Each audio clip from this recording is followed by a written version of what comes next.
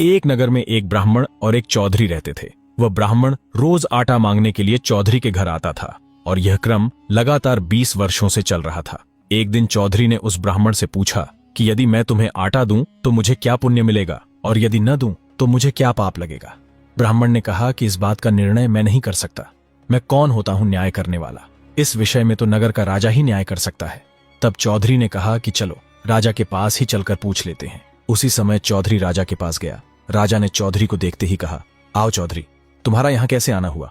चौधरी ने कहा, महाराज, आपको एक न्याय करना है। राजा ने कहा, अवश्य, न्याय करना तो हमारा काम ही है। तब चौधरी ने कहा, महाराज, मेरे घर 20 वर्षों से एक ब्राह्मण भिक्षा लेने आता है और मैं उसे रोज 2 रोटी का आटा देता हूं। यदि मैं उसे आटा दूं तो मुझे क्या पुण्य मिलेगा और यदि न दूं तो क्या पाप लगेगा? इसका न्याय कीजिए। यह सुनकर राजा ने कहा, हे चौधरी, इस विषय का न्याय तो केवल भगवान ही कर सकते हैं। चौधरी ने पूछा, भगवान कहाँ मिलेंगे? मैं उनके पास चला जाऊंगा। राजा ने कहा, भगवान का स्थान तो मुझे नहीं पता, पर मैंने सुना है कि भगवान जंगल में मिलते हैं। यह सुनकर चौधरी अपनी जूती पहनकर जंगल की ओर चल पड़ा।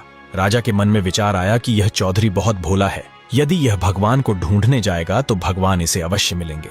राजा ने चौधरी से कहा कि यदि तुम्हें भगवान मिल जाए तो मेरे बारे में भी पूछना कि मुझे संतान क्यों नहीं है। चौधरी ने कहा, आप नगर के राजा हैं, आपका काम मैं सबसे पहले करूंगा। इतना कहकर वह जंगल की ओर बढ़ गया। जंगल बहुत भयानक था। जंगल में आगे बढ़ते ही चौधरी को एक घोड़ी मिली। घोड़ी ने कहा, हे मानव, तुम इस घने जंगल में कहां जा रहे हो? यहाँ चीते, शेर, सांप जैसे भयानक जानवर रहते हैं। तुम्हारी जान को खतरा है, वापस लौट जाओ। चौधरी ने कहा, मेरा उद्देश्य केवल भगवान से मिलना है, मैं भगवान से मिलने ही आया हूं।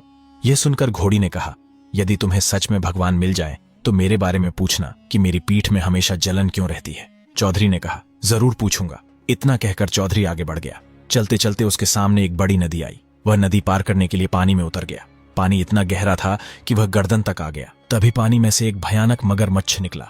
मगरमच्छ ने दूर से ही मानव को आते हुए देख लिया। मगरमच्छ ने सोचा कि रोज मुझे शिकार ढूंढना पड़ता है, अपना पेट भरने के लिए वह भी बड़ी मुश्किल से मिलता है, लेकिन आज तो शिकार खुद सामने से चलकर आ रहा है। जरूर कुछ न कुछ बात है, पहले इससे पूछ लेता हूं, शायद यह भी कोई दुखी मानव लगता है। मगरमच्छ ने पूछा, मानव, तुम यहाँ क्यों आए हो? क्यों तुम अपना मौत के मुंह में अपना सिर देने आए हो? क्या तुम्हें पता नहीं कि इस नदी में अब तक जो भी मनुष्य आया है वह जिंदा वापस नहीं गया? चौधरी ने कहा, मैं भगवान से मिलने आया हूं। यह सुनकर मगरमच्छ कुछ देर सोच में पड़ गया और फिर बोला, यदि तुम सचमुच भगवान से मिलने जा रहे हो तो मेरा एक काम कर देना। भगवान मिले तो उनसे पूछना कि मैं हमेशा ठंडे पानी में रहता हूं, फिर भी मेरे पेट में हमेशा जलन क्यों रहती है। चौधरी ने कहा, जरूर पूछूंगा। तभी मगरमच्छ ने चौधरी से कहा, तुम मेरी पीठ पर बैठ जाओ, मैं तुम्हें यह नदी पार करा देता हूं। मगरमच्छ के कहे अनुसार चौधरी मगरमच्छ की पीठ पर बैठ गया। मगरमच्छ ने चौधरी को अपनी पीठ पर बैठाकर नदी पार करा दी। चौधरी नदी के तट पर उतरकर मगरमच्छ को अलविदा कहकर जंगल में आगे की ओर बढ़ गया। जैसे ही चौधरी जंगल में थोड़ी दूर चला, चौधरी को दूर से ही एक पीपल का पेड़ दिखाई दिया, जिसके नीचे एक बूढ़ा और एक बूढ़ी राम नाम का भजन कर रहे थे। बूढ़े ने बूढ़ी से कहा, सामने से एक भूखा प्यासा मानव आ रहा है, आज हम अपनी अपनी एक एक रोटी उसे दे देते हैं। लेकिन बूढ़ी ने साफ साफ मना कर दिया, अगर मैं ये 2 रोटियां नहीं खाऊंगी तो मैं भूखी मर जाऊंगी। इन्हीं 2 रोटियों को खाकर ही मेरी भूख शांत होती है। इतनी देर में चौधरी उन दोनों बूढ़े और बूढ़ी के पास आ गया। चौधरी बहुत प्यासा था, इसलिए उसने पानी मांगने के लिए अपने हाथों से बूढ़े की ओर इशारा किया। बूढ़े ने अपनी पानी की बोतल चौधरी को दे दी। चौधरी ने बोतल से पानी पीकर अपनी प्यास बुझाई। पानी पीने के बाद चौधरी के मुंह से आवाज आने लगी। चौधरी ने उस बूढ़े से कहा, ताऊ जी, मुझे बहुत तेज भूख लगी है। बूढ़े ने बिना किसी बहस के अपनी एक रोटी चौधरी को दे दी। चौधरी ने वह एक रोटी खा ली, परंतु फिर भी उसकी भूख शांत नहीं हुई। उसने बूढ़े के हाथ में बची हुई रोटी की ओर देखा और कहा, ताऊ जी, अभी मेरी भूख शांत नहीं हुई है, मुझे एक रोटी और चाहिए। बूढ़े ने वह एक रोटी भी चौधरी को दे दी। अब पानी पीकर और खाना खाने के बाद चौधरी का पेट पूरी तरह भर गया। उसके बाद बूढ़े ने पूछा, हे मानव, तुम इस जंगल में क्यों आए हो? चौधरी ने कहा, ताऊ जी, मैं भगवान से मिलने आया हूँ। मैंने किसी से सुना है कि भगवान जंगल में रहते हैं, इसलिए मैं उन्हें जंगल में ढूंढ रहा हूँ। बूढ़े ने कहा, यदि तुम्हें भगवान मिले तो उनसे यह जरूर पूछना कि जिस पीपल के पेड़ के नीचे हम दोनों बैठे हैं वह पूरा पेड़ हरा भरा है, फिर उसकी एक डाली सूखी क्यों है? चौधरी ने कहा, ठीक है ताऊ जी, जरूर पूछूंगा। इतना कहकर चौधरी ने बूढ़े और बूढ़िया दोनों को प्रणाम किया और जंगल की ओर चल पड़ा। रास्ते में चौधरी को फटे कपड़ों में एक भिखारी मिला। भिखारी ने कहा, चौधरी, मैं ही भगवान हूँ। यह सुनकर चौधरी कुछ देर तक समझ नहीं पाया। फटे कपड़ों में खड़ा वह व्यक्ति उसे साधारण भिखारी ही लग रहा था। चौधरी सोच में पड़ गया। तभी भिखारी ने फिर कहा, हे चौधरी, मैं ही भगवान हूँ। तब चौधरी बोला, तुम भगवान हो ही नहीं सकते, क्योंकि मेरे भगवान ऐसे दिखते ही नहीं। तब भिखारी ने चौधरी से कहा, तुम्हारे भगवान की क्या निशानी है? वे कैसे दिखते हैं? क्या तुम मुझे बता सकते हो? इस पर चौधरी ने कहा, हाँ जरूर, क्यों नहीं। चौधरी ने कहा, मेरे भगवान पीताम्बरी वेशभूषा में होंगे, उनके सिर पर मुकुट होगा, हाथों में चक्र, गदा और शंख होंगे, उनके शरीर से तेजस्वी किरणें निकलती होंगी और मस्तक के ऊपर सूर्य के समान दिव्य तेज झलकता होगा। वही मेरे भगवान हैं। तब भिखारी ने कहा, अच्छा तो तुम्हारे भगवान ऐसे होते हैं? इतना कहकर चौधरी आगे की ओर बढ़ गया। जैसे ही उसने 10-15 कदम चलकर पीछे मुड़कर देखा तो वह भिखारी गायब था। चारों ओर दूर दूर तक उसे कोई दिखाई नहीं दिया। कुछ देर चौधरी वहीं रुककर चारों ओर देखने लगा, लेकिन वहां उसे वह भिखारी नहीं मिला। तब चौधरी सोच में पड़ गया, सुनसान जंगल में कोई व्यक्ति यूं अचानक गायब कैसे हो सकता है। और फिर चौधरी दोबारा जंगल की ओर आगे बढ़ गया। तभी चौधरी ने देखा कि उसके सामने स्वयं भगवान खड़े थे। उनके शरीर से तेजस्वी प्रकाश निकल रहा था, सिर पर मुकुट था, हाथों में चक्र, गदा और शंख सुशोभित थे और वे पीतांबरधारी दिव्य वेशभूषा में उसके सामने खड़े थे। भगवान ने चौधरी को देखकर कहा, आओ चौधरी, तुम्हारा यहाँ कैसे आना हुआ? इस पर चौधरी ने कहा, हे भगवान, मैं आपसे ही मिलने आया हूँ। मुझे आपसे कुछ प्रश्न पूछने हैं जिनके उत्तर मुझे चाहिए। भगवान ने कहा, जरूर चौधरी, पूछो। चौधरी ने कहा, मेरा पहला सवाल राजा के बारे में है, उन्हें संतान क्यों नहीं है? भगवान ने कहा, राजा के पिता और दादा ने ब्राह्मणों को भूमि दान में दी थी, लेकिन राजा ने वह भूमि उनसे वापस छीन ली। उसी पाप और ब्राह्मणों के श्राप के कारण राजा को संतान प्राप्त नहीं हो रही है। यह सुनकर चौधरी ने पूछा, है भगवान, अब ऐसा क्या किया जाए जिससे राजा को संतान प्राप्त हो सके? तब भगवान ने बताया, यदि राजा को संतान चाहिए तो उसने ब्राह्मणों की जो भूमि हड़प ली है उसे उन्हें वापस लौटा देना होगा। जैसे ही ब्राह्मणों का अपमान दूर होगा, उनका श्राप टूट जाएगा। श्राप टूटते ही उसी रात राजा की पत्नी गर्भ धारण करेगी और राजा को पुत्र की प्राप्ति होगी। राजा के विषय में पूरी बात बताने के बाद भगवान ने चौधरी से कहा, अब अपना दूसरा सवाल पूछो चौधरी। तब चौधरी ने कहा, हे प्रभु, हे भगवान, जब मैं इस घने जंगल से आ रहा था तब रास्ते में मुझे एक घोड़ी मिली। उसकी पीठ में कई वर्षों से भयंकर दर्द है। वह दर्द क्यों है और उसका कोई इलाज बताइए। तब भगवान ने कहा, तुम उस घोड़ी के पास जाकर उससे कहना कि वह अपनी पीठ पर बैठाने के लिए किसी सवार की तलाश करे। इतना करते ही उसकी पीठ की जलन पूरी तरह समाप्त हो जाएगी। यह सुनकर चौधरी ने कहा, हे भगवान, अब मेरा तीसरा सवाल है। जब मैं उस जंगल से आ रहा था तो बीच में मुझे एक नदी मिली। उस नदी में एक बहुत बड़ा और खतरनाक मगरमच्छ रहता है। वह कई वर्षों से ठंडे पानी में रहता है, फिर भी उसके पेट में भयंकर जलन रहती है। ऐसा क्यों है? इसका कोई समाधान बताइए। भगवान ने कहा, वह मगरमच्छ अपने पूर्व जन्म में एक सुनार था। एक दिन एक ग्राहक उसके पास एक मणि लेकर आया था, जिसे उसने हड़प लिया और निगल गया। वही मणि आज भी उसके पेट में है। उसी के कारण उसके पेट में इतनी भयंकर जलन रहती है। यदि उसके पेट से वह मणि निकाल दी जाए तो उसकी जलन पूरी तरह समाप्त हो जाएगी। यह सुनकर चौधरी ने कहा, हे भगवान, अब मेरा चौथा सवाल यह है कि जब मैं नदी पार करके थोड़ी दूर आया था तो मुझे एक पीपल का पेड़ दिखाई दिया। उस पीपल के पेड़ के नीचे एक बूढ़ा और एक बूढ़ी मिले, लेकिन उस पीपल के पेड़ की एक डाल सूखी रहती है, जबकि बाकी पूरा पेड़ हरा भरा रहता है। वह एक डाल सूखी क्यों रहती है? इसका क्या कारण है? तब भगवान ने बताया कि उस पीपल के पेड़ के नीचे डाकुओं का पुराना सोना दबा हुआ है। बहुत सालों से उस सोने की परछाई पड़ने के कारण उस पेड़ की वह डाल सूखी रहती है। वह सोना निकाल दो तो वह डाल उसी समय हरी भरी हो जाएगी। चौधरी ने कहा, हे भगवान, अब मेरा पांचवा सवाल यह है कि मेरे घर एक ब्राह्मण 20 सालों से आता है। मैं उसे 2 रोटी का आटा देता हूँ। अगर मैं उसे आटा दूं तो मुझे क्या पुण्य मिलता है, और अगर न दूं तो मुझे क्या पाप लगता है? इतना सुनकर भगवान ने कहा, इस बात का उत्तर राजा का जो पुत्र होगा वही देगा। तब चौधरी ने कहा, वह कैसे? भगवान ने कहा, यह तो समय आने पर ही पता चलेगा। जब तुम वहां जाओगे। चौधरी अपने सारे सवालों के जवाब पूछकर भगवान को प्रणाम कर उनका आशीर्वाद लेकर अपने घर की ओर लौटने लगा। रास्ते में उसे वही पीपल का पेड़ दिखाई दिया जिसके नीचे बूढ़ा और बूढ़ी बैठे थे। उन दोनों के पास गया। बूढ़े ने पूछा, क्या भाई, तुम्हें भगवान मिले? तब चौधरी ने बूढ़े बूढ़ी से कहा, भगवान ने मुझे बताया है कि इस पीपल के पेड़ के नीचे डाकुओं का सोना दबा हुआ है। उसी सोने की परछाई बहुत सालों से इस डाल पर पड़ रही है। इसी कारण यह डाल सूखी है। हमें वह सोना निकालना होगा, तब जाकर यह पेड़ पूरा हरा भरा हो जाएगा। तब बूढ़े ने चौधरी से कहा, हम में इतनी ताकत नहीं है कि हम जमीन खोदकर यह सोना निकाल सकें। यह काम तुम ही कर दो। तब चौधरी ने कहा, जरूर। इतना कहकर चौधरी ने अपने हाथों से जमीन खोदी और गड़ा हुआ सोना निकाल दिया। जैसे ही जमीन से सोना निकाला गया, उसी समय उस सोने की परछाई डाल पर पड़नी बंद हो गई और तुरंत ही उस पीपल के पेड़ की सूखी डाल हरी भरी हो गई। चौधरी ने वह सारा सोना बूढ़े और बूढ़ी को दे दिया। बूढ़े ने कहा, हम दोनों को इसकी जरूरत नहीं है, हम इसका क्या करेंगे, आप ले जाइए। और तब चौधरी ने वह सोना स्वीकार कर लिया और उसे लेकर वहां से आगे की ओर चल पड़ा। थोड़ी दूर चलने पर वही नदी आ गई जिसमें मगरमच्छ रहता था। जैसे ही चौधरी नदी के पास पहुंचा, मगरमच्छ को उसके पैरों की आहट सुनाई दी। वह पानी से बाहर आया और किनारे पर आकर चौधरी से कहा, आओ चौधरी, मैं तुम्हारा ही इंतजार कर रहा था। आ गए क्या तुम? तब चौधरी ने कहा, हाँ मेरे दोस्त, मैं आ गया। तब मगरमच्छ ने कहा, क्या तुम्हें भगवान मिले? चौधरी ने कहा। हाँ, भगवान मिले, और तुम्हारे पेट में जो जलन है उसका उपाय भी उन्होंने बताया है। यह सुनकर मगरमच्छ बोला, जल्दी बताओ चौधरी। तब चौधरी ने कहा, पहले मेरी एक शर्त है। मगरमच्छ ने कहा, क्या शर्त है? मुझे मंजूर है। तब चौधरी ने कहा, सबसे पहले तुम मुझे यह नदी पार करवा दो और उस किनारे तक पहुंचा दो। मगरमच्छ ने कहा, जरूर, जल्दी से मेरी पीठ पर बैठो, मैं तुम्हें नदी पार करवा देता हूं। तभी मगरमच्छ के कहे अनुसार चौधरी उसकी पीठ पर बैठ गया और मगरमच्छ उसे अपनी पीठ पर बिठाकर नदी पार करवा देता है। चौधरी किनारे पर पहुंचकर मगरमच्छ की पीठ से उतर जाता है। किनारे पर उतरते ही मगरमच्छ बोला, अब बताओ चौधरी, भगवान ने मेरे पेट की जलन के बारे में क्या बताया है? वह कैसे समाप्त होगी? तब चौधरी ने कहा, भगवान ने बताया है कि तुम पूर्व जन्म में एक सुनार थे। तुमने एक ग्राहक की मणि अपने पेट में निगल ली थी। वही मणि आज भी तुम्हारे पेट में है और उसी के कारण तुम्हारे पेट में इतनी जलन हो रही है।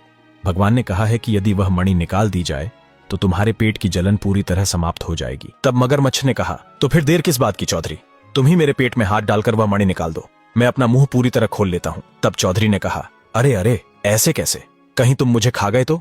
यह सुनकर मगरमच्छ बोला, अरे दोस्त, अब मैंने तुम्हें अपना मित्र मान लिया है।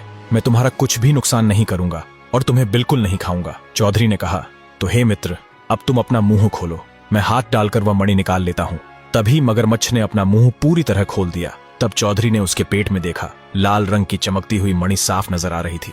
उसने हाथ डालकर वह मणि निकाल ली। जैसे ही चौधरी ने वह मणि बाहर निकाली, निकालते ही मगरमच्छ का पेट पूरी तरह ठंडा पड़ गया। मगरमच्छ ने कहा, सच में दोस्त, भगवान ने सही कहा था। ये मणि निकलते ही मेरा पेट एकदम ठंडा हो गया है। अब मुझे बिल्कुल भी जलन नहीं हो रही। चौधरी ने मणि अपने हाथ में ली हुई थी और मगरमच्छ से कहा, यह लो मित्र, यह तुम्हारी मणि। तब मगरमच्छ ने कहा, मैं इस मणि का क्या करूंगा? इसी ने तो मुझे इतने सालों से पीड़ा दे रखी थी। अब तुम ही इस मणि को ले जाओ और संभाल कर रखना। तब चौधरी ने मगरमच्छ से कहा, ठीक है दोस्त, अब मैं चलता हूँ, मुझे घर जाने में देर हो रही है। इतना कहकर चौधरी जंगल में आगे की ओर बढ़ गया। जैसे ही चौधरी थोड़ी दूर चला, जंगल में उसे वही घोड़ी मिली। घोड़ी ने कहा, आओ चौधरी, मैं तुम्हारा ही इंतजार कर रही थी। क्या तुम्हें भगवान मिले? तब चौधरी ने कहा, हाँ, मुझे भगवान मिले और तुम्हारी पीठ की जो जलन है उसका उपाय बताया है। यह सुनकर घोड़ी ने कहा, चौधरी जल्दी बताओ, मुझसे इंतजार नहीं हो रहा। मैं चाहती हूँ कि इस पीड़ा से मुझे जल्दी से छुटकारा मिले।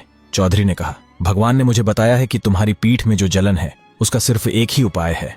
तुम्हें एक घुड़सवार की तलाश करनी होगी। जैसे ही घुड़सवार तुम्हारी पीठ पर बैठेगा, उसी समय तुम्हारा यह जलन पूरी तरह समाप्त हो जाएगी। तब घोड़ी ने कहा, घुड़सवार तो कब मिलेगा? तुम ही ये काम कर दो, मैं तुम्हारा एहसान कभी नहीं भूलूंगी। तुम ही मेरी पीठ पर बैठ जाओ। तब चौधरी ने कहा, क्यों नहीं, जरूर। इतना कहकर चौधरी घोड़ी के ऊपर सवार हो गया। जैसे ही वह घोड़ी पर सवार हुआ, घोड़ी का दर्द पूरी तरह गायब हो गया। घोड़ी ने खुशी से कहा, धन्यवाद चौधरी, भगवान ने सच ही कहा था। जैसे ही तुम मेरी पीठ पर सवार हुए, मेरा सारा दर्द गायब हो गया। अब मैं बिल्कुल स्वस्थ हूँ, मुझे न तो जलन हो रही है और न ही कोई पीड़ा। चौधरी मुस्कुराते हुए बोला, यह तो बहुत अच्छी बात है। तभी चौधरी ने सोचा, अब तो घर समय पर नहीं पहुंच पाऊंगा, काफी रात हो चुकी है। इस जंगल में जंगली जानवर भी घूम रहे होंगे, शेर, चीते, अगर उन्होंने मुझ पर हमला कर दिया तो? यह सोचकर चौधरी घबरा गया। चौधरी ने घोड़ी से कहा, सुनो, क्या आज की रात मैं तुम्हारे साथ ही रुक सकता हूँ? अगर तुम अनुमति दो तो मैं तुम्हारे साथ ही रुक जाऊं, सुबह होते ही वापस रवाना हो जाऊंगा। घोड़ी बोली, क्यों नहीं चौधरी, जरूर, तुम मेरे साथ चलो, पास ही मेरा तबेला है, वहीं सुरक्षित जगह पर हम आराम से रात बिता लेंगे। चौधरी ने राहत की सांस ली और कहा, चलो। तबेले में पहुंचकर चौधरी आराम करने लगा। थकान इतनी थी कि देखते ही देखते उसकी आंख लग गई और वह गहरी नींद में सो गया। नींद में उसे फिर वही भगवान स्वप्न में दिखाई दिए। भगवान बोले, हे चौधरी, ध्यान से सुनो, आने वाले समय में राजा के जो पुत्र का जन्म होगा वह बच्चा रोएगा नहीं, उसका बाल स्वर साथ नहीं देगा और हर कोई बच्चे को रुलाने का उपाय करेगा। महल के सभी लोग घबरा जाएंगे। दासियां हाथों में अलग अलग जड़ी बूटियां, धूप दिया, कपूर, नीम की पत्तियां, गंगा जल, कच्ची हल्दी वगैरह लेकर इधर उधर भागती हुई नजर आएंगी। कोई बच्चे के पास धुआं करती, कोई ताबीज बांधती, कोई मंत्र पढ़ती, लेकिन बच्चा फिर भी बिल्कुल चुपचाप पड़ा रहेगा, न रोएगा न हिलेगा, बस लेटा रहेगा, आंखें बंद किए हुए। कोई भी बच्चे को रुलाने में सफल नहीं होगा। भगवान ने आगे कहा, तभी तुम राजा के महल में जाना और राजा से कहना, राजा जी, यह कैसी अफरा तफरी है, दासियां इधर उधर क्यों भाग रही हैं? तब राजा कहेगा, चौधरी, रानी ने पुत्र को जन्म दिया है पर बच्चा रो नहीं रहा, जब तक बच्चा रोएगा नहीं तब तक बच्चे को खतरा है। फिर भगवान बोले, तुम राजा से कहना, महाराज, बच्चे को रुलाने का झाड़ा मुझे आता है, मैं झाड़ा लगाऊंगा तो बच्चा रो पड़ेगा। तब राजा तुमको कहेगा, जरूर, क्यों नहीं, ये काम तो तुम पहले करो। तब तुम राजा से कहना कि जब तुम उस बच्चे के पास जाओ तो कमरे में कोई भी मौजूद नहीं होना चाहिए, न कोई दासी, न कोई पहरेदार और न ही आप और रानी, कोई तुम्हें देखे भी नहीं और अकेले कमरे में जाकर उस बालक से वही ब्राह्मण वाला सवाल पूछना, वही 2 रोटी का आटे वाला प्रश्न। वह बालक तुम्हारे सवाल का जवाब दे देगा। चौधरी इतनी गहरी नींद में था कि उसे पता ही नहीं चला कब रात बीत गई और कब सुबह हो गई। जैसे ही चौधरी की आंख खुली, उसने देखा कि चारों ओर उजाला फैल चुका है और सूरज निकल आया है। तभी वह घोड़ी से बोला, सुनो, अब मैं घर की ओर रवाना हो रहा हूँ, मुझे देर हो रही है और मुझे राजा के सवाल का जवाब भी देना है। यह सुनते ही घोड़ी बोली, तो आओ, मेरी पीठ पर बैठ जाओ, मैं तुम्हें तुम्हारे घर तक छोड़ देती हूँ। चौधरी ने कहा, हाँ क्यों नहीं। इतना कहकर चौधरी घोड़ी की पीठ पर बैठ गया और घोड़ी जंगल की ओर दौड़ पड़ी। और रास्ते में चौधरी ने घोड़ी से कहा, सुनो, घर चलने से पहले राजा के सवाल का जवाब दे देते हैं, सीधा राजा के महल की ओर चलो। घोड़ी बोली, हाँ जरूर। फिर घोड़ी तेजी से दौड़ती हुई राजा के महल की ओर पहुंच गई। महल के पास पहुंचते ही चौधरी घोड़ी से उतर गया और घोड़ी से बोला, ठहरो, मैं अभी आता हूँ, पहले राजा को उनके सवाल का जवाब देकर आता हूँ। घोड़ी ने शांत स्वर में कहा, ठीक है, मैं यहीं इंतजार कर रही हूँ। इतना कहकर चौधरी महल की ओर बढ़ गया और सीधा राजा के दरबार में प्रवेश कर गया। राजा दरबार में सिंहासन पर विराजमान थे। चौधरी को देखते ही राजा बोले, आओ चौधरी, क्या तुम्हें भगवान मिले? क्या उन्होंने मेरे सवाल का जवाब दिया कि मेरे पुत्र की प्राप्ति क्यों नहीं हो रही? चौधरी ने सम्मान से सिर झुकाकर कहा, हाँ महाराज, मुझे भगवान मिल गए और उन्होंने आपके सवाल का जवाब भी दे दिया है कि आपको पुत्र प्राप्ति क्यों नहीं हो रही। राजा व्याकुल होकर बोले, चौधरी जल्दी बताओ, भगवान ने क्या कहा? मेरे पुत्र न होने का रहस्य क्या है? चौधरी ने कहा, महाराज, भगवान ने बताया है कि आपके पूर्वजों, आपके दादा परदादा ने ब्राह्मणों को दान में भूमि दी थी, लेकिन आपने वही भूमि उनसे वापस छीन ली। उसी अन्याय के कारण ब्राह्मणों का श्राप आप पर लगा है और उसी श्राप के कारण आपको पुत्र प्राप्ति नहीं हो रही। फिर चौधरी आगे बोला, यदि आप वह भूमि फिर से उनके नाम करवा दें या पुनः उन्हें दान में लौटा दें तो उसी दिन से आपकी रानी गर्भ धारण कर लेगी।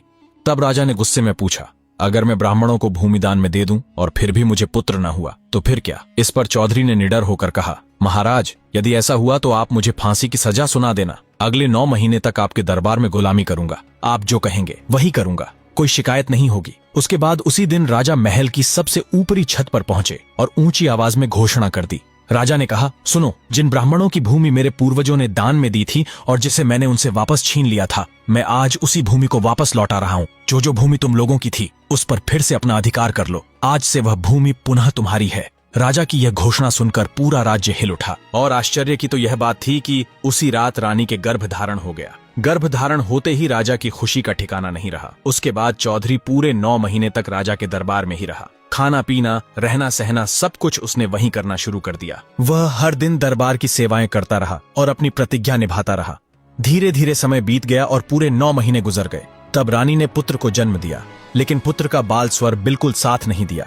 वह न रो रहा था, न आवाज कर रहा था, बस चुपचाप पालने में सो रहा था, आंखें बंद किए हुए। उसी समय चौधरी राज्य के बाजार में कुछ सामान लेने गया हुआ था। जैसे ही वह महल के अंदर आया, उसने देखा कि महल की दासियां और रानी सब इधर उधर भाग रही हैं और पूरे महल में घबराहट फैली हुई थी। कोई बच्चे के पास धुआं कर रही थी, कोई ताबीज बांध रही थी, कोई मंत्र पढ़ रही थी, लेकिन बच्चा फिर भी बिल्कुल चुप पड़ा था। तभी चौधरी तेजी से भागता हुआ राजा के पास पहुंचा। राजा सिंहासन पर बैठे गहरी चिंता में डूबे हुए थे। वह उसी सोच में उलझे थे कि आखिर बालक रो क्यों नहीं रहा है। तभी चौधरी ने कहा, राजा जी, क्या हुआ? आप इतने चिंतित क्यों दिखाई दे रहे हैं? मैंने आपके चेहरे पर पहले कभी ऐसी चिंता नहीं देखी। राजा ने दुखी मन से जवाब दिया, चौधरी, मैं बहुत परेशान हूँ। चौधरी, तुमने कहा था कि रानी 9 महीने बाद पुत्र को जन्म देगी। देखो, रानी ने सच में पुत्र को जन्म दे दिया है, लेकिन समस्या यह है कि बच्चा रो ही नहीं रहा, उसकी आवाज बाहर नहीं आ रही, वह कोई स्वर नहीं दे रहा। जब तक बच्चा रोएगा नहीं, उसकी जान को खतरा बना हुआ है। बस यही बात मुझे सबसे ज्यादा चिंता में डाल रही है। तब चौधरी सोच में पड़ गया। उसे भगवान की वह बात याद आई जो उन्होंने स्वप्न में कही थी, जब समय आए तुम राजा से कहना कि मैं बालक को रुलाने का उपाय करूंगा और वही बालक तुम्हारे सवाल का जवाब देगा। यह याद आते ही चौधरी ने राजा से कहा, महाराज, बस इतनी सी बात है, बालक को तो मैं एक पल में रुला सकता हूँ। मुझे बच्चों को रुलाने का झाड़ा आता है। जैसे ही मैं झाड़ा डालूंगा, बच्चा रोने लगेगा। राजा बोले, सच चौधरी, तुम तो ये काम पहले करो। तब चौधरी मुस्कुराकर बोला, महाराज, ये काम तो मैं कर दूंगा, लेकिन मेरी एक शर्त है और वह शर्त आपको माननी पड़ेगी। तब राजा ने चौधरी से कहा, जरूर चौधरी, मेरे बालक की जान से बड़ी कोई शर्त नहीं है। तुम जो शर्त रखोगे वह मुझे मंजूर है। चौधरी ने अपनी शर्त रखते हुए कहा, महाराज, जब मैं बच्चे के पास जाऊं तो उस कमरे में कोई भी मौजूद नहीं होना चाहिए, न कोई दासी, न कोई पहरेदार, और न ही आप और रानी। चौधरी ने आगे कहा, सिर्फ मैं ही बच्चे के पास जाऊंगा और उसे झाड़ा लगाऊंगा। कोई भी अंदर आने की कोशिश नहीं करेगा और न ही कोई मुझे कहीं से देखने का प्रयास करेगा, वरना उसका परिणाम अच्छा नहीं होगा। तब राजा ने कहा, चौधरी, मुझे तुम्हारी यह शर्त मंजूर है। तब राजा ने अपने एक सेनापति को बुलाया और कहा, मेरे पुत्र वाले कक्ष में जितनी भी रानियां और दासियां हैं, सबको बाहर निकाल दो और कह देना कि यह राजा का आदेश है। यह सुनते ही सेनापति तेजी से भगाता हुआ उस कक्ष में पहुंचा जहां बालक था। वह ऊंची आवाज में बोला, सब लोग तुरंत बाहर आ जाएं। यह महाराज का आदेश है। राजा का आदेश सुनते ही सभी रानियां और दासियां घबराकर बाहर आ गईं और कक्ष में बच्चे को अकेला छोड़ दिया गया। उसके बाद चौधरी ने राजा से कहा, ठीक है महाराज, अब मैं बच्चे को झाड़ा लगाने जा रहा हूँ। यह कहकर चौधरी बालक के कक्ष में चला गया। अंदर पहुंचते ही उसने दरवाजा बंद किया और बच्चे के पास जाकर बैठ गया। फिर उसने बच्चे से कहा, अरे बालक, मुझे भगवान ने भेजा है, मेरी बात का उत्तर दो। मेरे घर पर भी कई सालों से एक ब्राह्मण आता है। मैं उसे रोज 2 रोटी का आटा देता हूँ। अगर मैं उसे देता रहूं तो मुझे क्या पुण्य मिलेगा, और अगर मैं देना बंद कर दूं तो मुझे क्या पाप लगेगा। ये सुनते ही बालक बोल उठा, तोलाराम के घर एक सुअरनी ने बच्चे को जन्म दिया है, वही बच्चा तुम्हारे इस सवाल का जवाब देगा। इतना कहते ही बालक जोर जोर से रोने लगा। रोने की आवाज सुनकर चौधरी ने दरवाजा खोला और ऊंची आवाज में बोला, महाराज, बच्चा रोने लगा है, जल्दी आ जाइए। इतना सुनते ही राजा, रानी और दास दासियां खुशी से झूम उठे और दौड़ते हुए बच्चे के पास आ गए। बच्चे को रोता देखकर सबकी चिंता दूर हो गई और महल में खुशियां फैल गईं। उसके बाद चौधरी अपनी जूती पहनकर जाने लगा। तभी राजा ने चौधरी को जाते हुए देखा और कहा, चौधरी कहाँ भाग रहे हो? अपना इनाम तो लेकर जाओ, बिना बताए ही जाने लगे। तब चौधरी मुस्कुराकर बोला, राजा जी, मैं कहीं भाग नहीं रहा हूँ, बस थोड़ी देर में वापस आ रहा हूँ। मुझे बस एक जरूरी काम याद आ गया है, वही निपटाकर तुरंत लौट आऊंगा। तब राजा ने चौधरी से कहा, ठीक है चौधरी, लेकिन भूल मत जाना, जल्दी वापस आ जाना, हम तुम्हारा इंतजार कर रहे हैं। चौधरी ने जवाब दिया, ठीक है महाराज, मैं बस अभी थोड़ी देर में आता हूँ। इतना कहकर चौधरी वहां से निकल पड़ा और सीधे तोलाराम के घर की ओर गया। घर के बाहर पहुंचकर वह जोर से बोला, क्या यही तोलाराम का घर है? तभी अंदर से एक आदमी बाहर आया और बोला, हाँ बोलो चौधरी जी, क्या काम है? मैं ही तोलाराम हूँ। चौधरी ने कहा, मुझे पता चला है कि तुम्हारे घर पर एक सुअरनी ने बच्चे को जन्म दिया है, वह बच्चा कहाँ है? तोलाराम ने सामने की ओर इशारा करते हुए कहा, वहां देखो, सामने जो कीचड़ पड़ा है, उसी कीचड़ में वह बच्चा खेल रहा है। चौधरी तुरंत वहां उसी कीचड़ में गया जहां सुअर का बच्चा खेल रहा था। वह कीचड़ में गया और सुअर के बच्चे को अपनी गोद में उठा लिया। फिर वापस तोलाराम के पास आ गया। चौधरी ने तोलाराम से कहा, मुझे इस बच्चे से जरा सी बात पूछनी है। अगर आपकी इजाजत हो तो 2 मिनट के लिए मुझे एक कमरा चाहिए जहां मैं इसे ले जाकर बात कर सकूं। तोलाराम यह सुनकर सोच में पड़ गया, ये कैसी बात पूछना चाहता है? कहीं चौधरी पागल तो नहीं हो गया? लेकिन फिर उसने सोचा, चलो पूछने दो, हमारा क्या जाता है। फिर तोलाराम ने कहा, ठीक है, अंदर एक कमरा है, तुम और यह सुअर का बच्चा अंदर जाकर बात कर लो। तभी चौधरी सुअर के बच्चे को गोद में लेकर कमरे के अंदर चला गया और अंदर पहुंचते ही दरवाजा बंद कर दिया। फिर उसने सुअर के बच्चे को कहा, सुनो, मुझे राजा के पुत्र ने भेजा है, मेरी बात का जवाब दो। तब सुअर के बच्चे ने कहा, बोलो चौधरी, तुम्हारा क्या सवाल है? चौधरी ने पूछा, मेरे घर पर 20 सालों से एक ब्राह्मण आता है, मैं उसे रोज 2 रोटी का आटा देता हूँ। अगर मैं उसे आटा देता हूँ तो मुझे क्या पुण्य मिलेगा, और अगर मैं देना बंद कर दूं तो मुझे क्या पाप लगेगा? तब सुअर के बच्चे ने कहा, सुनो चौधरी, जब तुम भगवान से मिलने गए थे, रास्ते में तुम्हें पीपल के पेड़ के नीचे एक बूढ़ा आदमी और बूढ़ी मिले थी। उस बूढ़े ने मुझसे कहा था कि सामने से एक भूखा आदमी आ रहा है, अगर तुम एक रोटी उसे दे दोगे तो मैं भी अपनी एक रोटी उसे दे दूंगा, इससे उसकी भूख शांत हो जाएगी। लेकिन मैंने उस समय मना कर दिया। मैंने कहा कि मेरे पास तो सिर्फ 2 रोटियां हैं, इन्हीं से मेरी भूख मिटती है, मैं किसी को नहीं दे सकती। उसी समय तुम वहां पहुंच गए और उस बूढ़े ने अपनी दोनों रोटियां तुम्हें दे दी थीं। खुद भूखा रह गया था। यही उसका फल है। उसे राजा के घर में पुत्र रूप में जन्म मिला है और मुझे इस सुअर के बच्चे के रूप में जन्म मिला है। अब समझ गए अपने सवाल का जवाब? अगर तुम दान दोगे तो पुण्य मिलेगा, और यदि नहीं दोगे तो इसका फल भी तुम्हें एक दिन भुगतना पड़ेगा। यह सुनकर चौधरी स्तब्ध रह गया। उसकी आंखें फटी की फटी रह गईं। उसी क्षण उसने सुअर के बच्चे को वहीं छोड़ दिया और जल्दी से वापस राजा के महल में लौट आया। राजा बहुत खुश हुए। उन्होंने चौधरी के गले में मोतियों की माला, सोने का मुकुट पहनाया और कहा, आज से तुम मेरे मंत्री हो। लेकिन चौधरी मुस्कुराकर बोला, महाराज, मुझे मंत्री नहीं बनना, मैं अपना साधारण जीवन ही जीना चाहता हूँ। तब राजा ने कहा, जैसा तुम्हारी इच्छा चौधरी, मंत्री बनो या ना बनो, लेकिन तुम्हें खुश करना हमारा कर्तव्य है। इस रहस्य का पता न राजा को था, न ब्राह्मण को और न ही चौधरी को। यह तो सिर्फ भगवान ही जानते थे। दोस्तों, ये कहानी यहीं समाप्त होती है। अगर आपको यह कहानी अच्छी लगी हो तो ज्यादा से ज्यादा शेयर करें, एक प्यारा सा कमेंट और लाइक करना मत भूलना। मिलते हैं अगली ऐसी ही जीवन बदल देने वाली कहानी के साथ।